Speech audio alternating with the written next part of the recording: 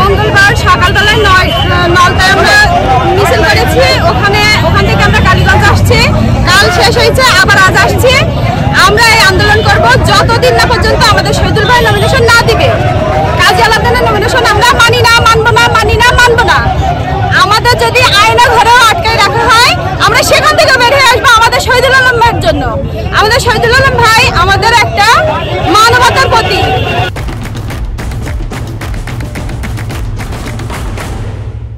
মনের একটা জোর, কিন্তু এই জোর যদি আমাদের হারিয়ে যায় আমরা আর কোনো উঠে দাঁড়াতে পারবো না। তাই আমরা বলতে চাই আমাদের দাবি মানতে হবে, মানতে হবে। আমরা এই কালীগঞ্জ আসছি, যদি এখানে না হয় আমরা ঢাকা গুলশান পর্যন্ত যেতেও পিছপা হব না।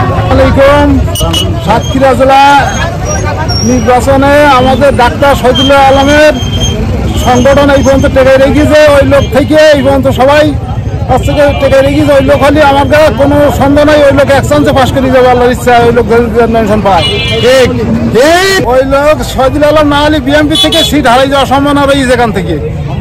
আমি কালীগঞ্জ সদস্য সচিব শেখ আব্দুল আজিজ। বিগত দিন থেকে ১৩ সালের পর থেকে এই সরিষার প্রথম আন্দোলনে রাজপথে ছিলাম। ৩৭টা মামলা আমার, এমন কোনো রাজনৈতিক প্রোগ্রাম ছিল না আমি করি নাই। আমি বলতে চাই ডাক্তার শহীদুল আলম একজন ভালো লোক।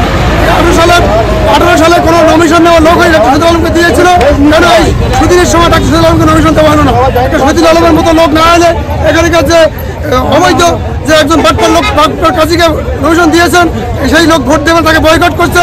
তাই আমি চাই ডাক্তার শহীদুল আলমকে নমিনেশন দেওয়া হোক। সেই আশা ব্যক্ত করছি আমি।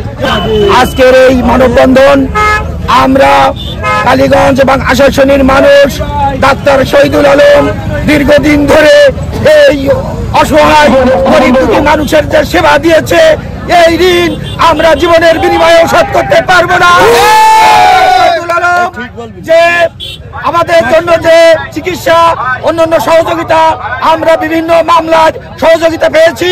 কাজী আলাউদ্দিন কোনোদিনও এই 17 বছর কোন এলাকায় যায়নি। সে বিগত নির্বাচনের সময় আওয়ামী লীগের সহযোগিতা করে চেল্লায় গিয়ে পড়েছিল। হঠাৎ করে সে কিভাবে জানি না এই নমিনেশন পেয়েছে। আমাদের দাবি ডাক্তার শহীদুল আলমকে এই সিটটি উপহার দিলে আমরা আগামী নির্বাচনে ধানের শীষে ভোট দিয়ে ডাক্তার মোহাম্মদ শহীদুল আলমকে এই সিটে নির্বাচিত করতে পারি। আমাদের এই মানববন্ধন শুধুমাত্র বিএনপির স্বার্থে, কারণ ডাক্তার শহীদুল আলমকে এই আসনটা দিলে আমরা নিশ্চিত একটা বিএনপি ফলিত একটা আসন উপহার দিতে পারবো। আর যাকে দেওয়া হয়েছে তিনি কোচিনকালেও এই আসন থেকে জিততে পারবেন, এরা এলাকার জনগণ জানে। আমাদের দাবি, আমি দীর্ঘ 37 বছর এই দলের সাথে সম্পৃক্ত। আমার একটাই দাবি, আমাদের ভারপ্রাপ্ত চেয়ারম্যান আমাদেরকে সহযোদ্ধা বলে আখ্যায়িত করেন। তাই আমি বলতে চাই আপনি আমাদের সহযোদ্ধা। আমরা 16টি বছর আপনার এই গুলির মুখেও আপনার নির্দেশনা মেনে চলেছি। এবং আমাদের একটি কথা, আপনি যাচাই বাছাই করুন, যদি ডাক্তার শহীদুল আলম প্রকৃত এই দাবিদার হয়ে থাকেন এবং সে তারে দিলে এই সিটটা বাড়ি দেয়, আপনি তাকে দিবেন, এই আমাদের দাবি।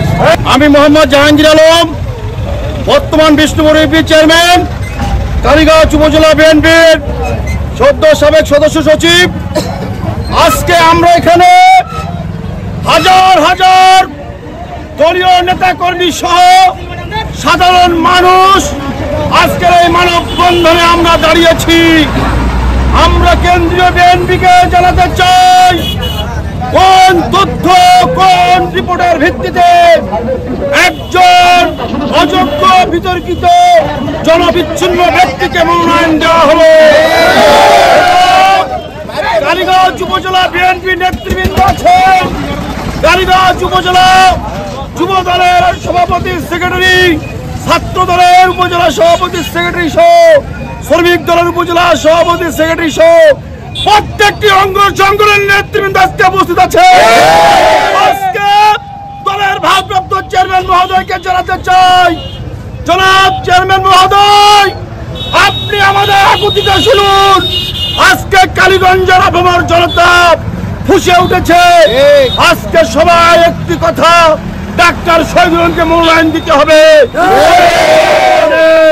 কারণ ডাক্তার শহীদুল আলম বিগত দিনে বিপদে আপদে সুখে দুঃখে আমাদের পাশে ছিল, কর্মীদের পাশে ছিল। সুতরাং ডাক্তার শহীদুল আলম ছাড়া এই সাতক্ষীরা 3 আসনে ধানের শীষ নির্বাচিত হবে না। অনুরোধ করব কেন্দ্রীয় বিএনপির কাছে, অনুরোধ করব ভারপ্রাপ্ত চেয়ারম্যান মহোদয়ের কাছে পুনর্বিবেচনা করে অতি দ্রুত ডাক্তার শহীদুল আলমের নাম মনোনয়নের তালিকায় ঘোষণা করুন।